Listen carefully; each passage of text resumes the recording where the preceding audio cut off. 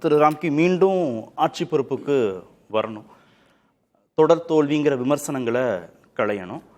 ரொம்ப முக்கியமாக திரு எடப்பாடி பழனிசாமி தலைமையில், அவர் தலைமையில் மட்டும் சந்திக்கக்கூடிய முதல் தேர்தலாக இது இருக்கு. வெற்றி தோல்விக்கு அவர் தான் முழு பொறுப்புங்கிற அடிப்படையிலான தேர்தலாக இது தீர்மானிக்கப்படுது.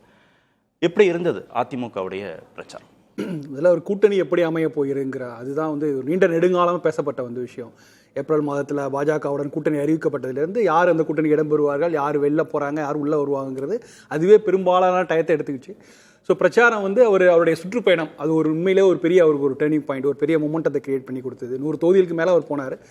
அதுக்கப்புறம் பேச ஆரம்பித்த விஷயங்கள், குறிப்பாக அதிமுகவும் சரி பாமகவும் சரி, ஒவ்வொரு இஷ்யூஸும் எடுத்துகிட்டு அன்புமணியோட அறிக்கைகள் ரொம்ப முக்கியம். அவர் ஒவ்வொரு வாரமும் குறைந்தபட்சம் 2 அறிக்கைகள் ஒவ்வொரு விஷயத்தையும் எடுத்து ரொம்ப டீட்டெயிலாக கொடுத்த விஷயங்கள். ஸோ அதுபோல் அவர் கிராஜுவலாக படிப்படியாக முன்னகர்ந்து போனதை தான் நான் பார்க்குறேன். அப்புறம் கடைசி கட்டத்தில் நீங்கள் இது வரைக்கும் இந்த 5 ஆண்டுகள் கனமான விஷயங்கள் பற்றி நிறைய பேசியிருக்கோம். மாநில நலன் சார்ந்த விஷயங்கள், ஆளுநர் சார்ந்த விஷயங்கள் எல்லாம். பட் ஒரு ஸ்டேஜில் எடப்பாடி அவர்கள் பிரச்சாரம் ஆரம்பிக்கும்போது உதயநிதியோட பதிலடி எல்லாம் பார்க்கும்போது அது வெகுஜன ஒரு அரசியலாக அது மக்களை திரும்பி பார்க்க வச்சுது. அது உண்மையிலே அவங்க இந்த படம்லாம் காமிக்கும் போது மக்கள் உண்மையிலே உதயநிதிகிட்ட கேட்டாங்க, படத்தை காமிங்க அப்படிங்கிற மாதிரிலாம் காமிச்சாங்க. ஸோ இதெல்லாம் ஒரு நிஜமாகவே ஒரு பெரிய திருப்பு முனை தான். ஆக்சுவலாக அவங்க பேசப்பட்ட விஷயங்கள் வேறு விதமாக இருந்திருக்கலாம், ஆனால் அது ஒரு முக்கியமான திருப்பு முனையாக நான் பார்க்குறேன். ஸோ படிப்படியாக ஒரு முன்னகர்ந்து செல்லக்கூடிய ஏன்னா ஆரம்பத்தில் இந்த அளவுக்கு ரெஸ்பான்ஸ் இருக்குங்கலாம் எதிர்பார்க்காம அது ஒரு ஆச்சரியத்தை கிரியேட் பண்ணி கொடுத்து தான் போனார். முக்கியமாக தேசிய கட்சிகள் நிறைய பேர் வந்தாங்க. பட் ஆனால் பெரிய அளவுக்கு ஒரு டேக் ஆஃப் ஆகலை. யாருடைய பிரதமருடைய பிரச்சாரம் சரி, அமித்ஷா அவரோட பிரச்சாரம், ராகுல் காந்தியோட பிரச்சாரம் கூட பார்த்தீங்கன்னா பெரிய அளவுக்கு கஸ்டமைஸாக தமிழ்நாட்டுக்கு ஏற்ற மாதிரி அவங்க பேசல. அவங்க அது வெஸ்ட் பெங்கால் என்ன பேசியிருந்தாங்களோ அதுதான் இங்கே பேசியிருப்பாங்க.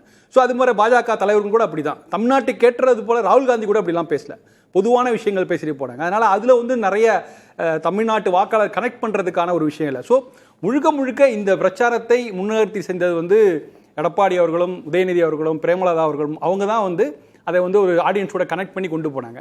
ஸோ ஏன் திமுக வேண்டாம் அப்படின்னும் சொல்லணும், ஏன் அதிமுக வேண்டும் அப்படின்னும் சொல்லணும்.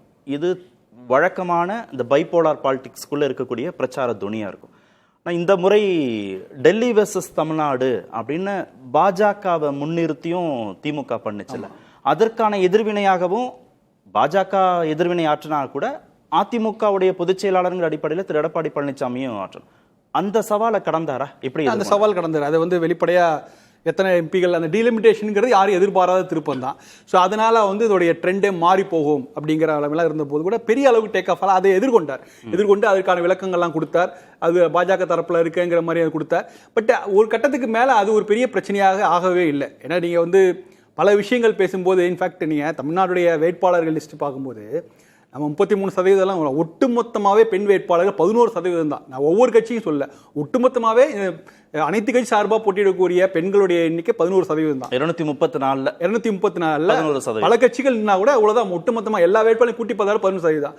ஸோ அப்படி இருக்கும்போது இதையெல்லாம் ஒப்பிட்டு பார்ப்பாங்கல்ல. ஸோ அதனால் அந்த விஷயம் பெரிய அளவுக்கு டேக் ஆஃப் ஆகாதது ஒரு உண்மையிலே அதிமுக கூட்டணிக்கு ஒரு பெரிய அதிர்ஷ்டம் தான் சொல்லணும். நிச்சயமா அப்படி பண்ணா பெரிய வியூகம். டெல்லி வெர்சஸ் தமிழ்நாடுன்னு திமுக செட் பண்ண நரேட்டிவை வலுவடைய விடாம திமுக அதிமுகக்குள்ளேயே சுருக்கிட்டாரு திரு எடப்பாடி பழனிசாமி பிரச்சார பலத்தின் மூலமாகனா பெரிய ஸ்ட்ராட்டஜி தானே. பெரிய ஸ்ட்ராட்டஜி செஞ்சுட்டாரா? அது நிச்சயமா செஞ்சுட்டாரு.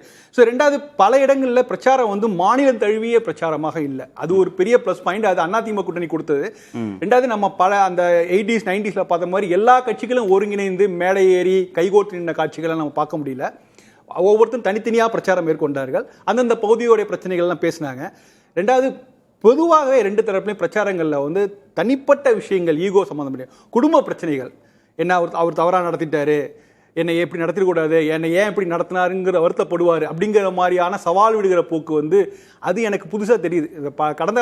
கடந்த காலங்களில் இருந்தது. அது மறைமுகமாக இருக்கும். அது மறைமுகமாக இருக்கும். அந்த வெஞ்சன்ஸில் வேறு வார்த்தைகளை போட்டு பண்ணுவாங்க. இதோட வெளிப்படையாகவே அரசியல் தலைவர்கள் மேடை ஏறி பேசும்போது அது வெளிப்படையாக வெளிப்பட்டது. இல்லை, இந்த அளவுக்கான பிளவுகளும் இதுக்கு முன்பு இருந்தது இல்லை, இப்போ இருக்கிற அளவுக்கு இல்லை. ஆமாம், இந்த பிளவுகளுக்கான நியாயப்படுத்தவும் முடியல. இந்த பிளவு ஏன் காரணம் பார்த்தீங்கன்னா அது போனீங்கன்னா தனிநபர் ஈகோ சார்ந்த விஷயங்களாக தான் முடிஞ்சது ஆக்சுவலாக. ஸோ அது அவங்களாலையும் நியாயப்படுத்த முடியாத. அதனால தான் பல பேர் பல கூட்டணிகளை எதிர்பாராத திமுக பக்கம்லாம் அண்ணா திமுக தலைவர்களே திமுக பக்கம் போனதுக்கெல்லாம் வந்து தனிப்பட்ட ஈகோ பிரச்சனை தான் தவிர பெரிய அளவு கொள்கை அளவில் ஒரு மாறுபாடுகளோ இல்லை வேற விஷயங்களோ இல்லை, அது மாதிரி இல்லை. ஸோ இந்த உண்மையிலே இந்த தேர்தல் கணிக்க முடியாம காரணமே இந்த மாதிரியான நிகழ்வுகள் தான். ஒரு வித்தியாசமான தேர்தல் ஒரு சூழலை தான் நம்ம பார்த்துருக்கோம். இந்த பிரச்சார காலத்திலே பெருசாக பார்த்துருக்கோம். கூட்டணி கட்சிகள் அவங்களுடைய ரோல் என்ன அப்படிங்கிறதெல்லாம் வந்து அது எப்படிங்கிறது புரிஞ்சுக்க முடியாது. திமுகவை பொறுத்த வரைக்கும் திமுக தலைவர் தொடங்கி திரு உதயநிதி அவங்களுடைய இரண்டாம் கட்ட தலைவர்கள் வச்ச பிரச்சாரத்தின் தன்மை அளவுக்கு வீரியம் அளவுக்கு கூட்டணி கட்சிகளுடைய பிரச்சாரம் பெருசா கை கொடுக்கல அப்படின்னாரு. பிரேமலதா ஓரளவுக்கு கை கொடுத்தாங்க, திரு திருமாவளவன் ஓரளவுக்கு கை கொடுத்து, அதுக்கப்புறம் பெருமளவு பெருசா கை கொடுக்கலன்னாரு. அங்க எப்படி இருந்தது? அதிமுக கூட்டணியில பாஜகவுடைய பிரச்சாரம், திரு அன்புமணியுடைய பிரச்சாரம் எப்படி திரு எடப்பாடி பழனிசாமிக்கு உதவி செஞ்சதா இல்ல பெருமளவு உதவி செய்யலையா? இல்ல, இருதரப்புமே நீங்க இப்ப சில பேர் வரவே மாட்டாங்கன்னு எதிர்பார்க்காத போது அண்ணாமலை அவர்களும் ராகுல் காந்தி எல்லாம் அவங்க கடைசி நேரத்தில் வந்தது, அவங்க பேசினது, ராகுல் காந்தி பேசின விஷயங்கள் வேறு மாதிரி அவருக்கு பெரிய ரெஸ்பான்ஸ் இருந்தது. அது மாதிரி அண்ணாமலை வந்து கடைசி நேரத்தில் பிரச்சாரம் அவர் போன சென்ற இடங்கள்லாம் அதிமுக கூட்டணி மிகப்பெரிய ஒரு வரவேற்பு ஆடியன்ஸ்லாம் நல்லா தெரிஞ்சது. ஸோ அதனால ஒரு சில தலைவர்கள் தான் எல்லா தொகுதியும் கட்சி அவங்கவுங்க கட்சி தாண்டி மற்ற கூட்டணி கட்சிகளுக்கும் பிரச்சாரம் செய்தவர்கள் ரொம்ப குறைவு தான். ஸோ அந்த இடத்துலையும் போய் அவங்களுக்கான ஒரு வரவேற்பை அவங்க பெற முடிஞ்சது. அதில் பேசப்பட்ட விஷயங்களும் சரி, அதெல்லாம் வந்து ஒரு நல்ல அவங்க முன்னுக்கு பின் முரணாலாம் இல்லை, நல்லாவே போய் எடுபட்டுச்சு ஆக்சுவலாக. பட் ஏன் வந்து மாநிலம் தழுவிய அளவில் ஒரு விஷயம் பேசப்படவே இல்லை?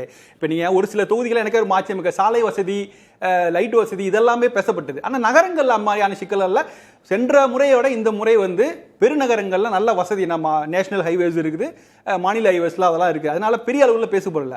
நான் எதிர்பார்த்த பல இஷ்யூஸ் நான் பேசவே இல்லை. இந்த திருநாய்கள் பிரச்சனைங்கிறது தமிழ்நாடு முழுக்க இருக்குது, அதுக்கான பல ரெமிடிஸ் நிறைய ஏகப்பட்ட பேர் எல்லாம் கட்டுரை எழுதுறாங்க, நிறைய இனிஷியேட்டிவ்ல இருந்து அதை பற்றின பேசு. ஆனால் இது ரொம்ப முக்கியமான பிரச்சனை, இது புது பிரச்சனை. அது மாதிரி இந்த பைக் வீலிங் இதெல்லாம் வந்து ராத்திரி நேரம் தமிழ்நாடு முழுக்க நடக்கிற விஷயங்கள், இதுக்கான சில விஷயங்கள் ஆக்ஷன்லாம் எடுத்தது, ஆனால் பலனளிக்கவே இல்லை.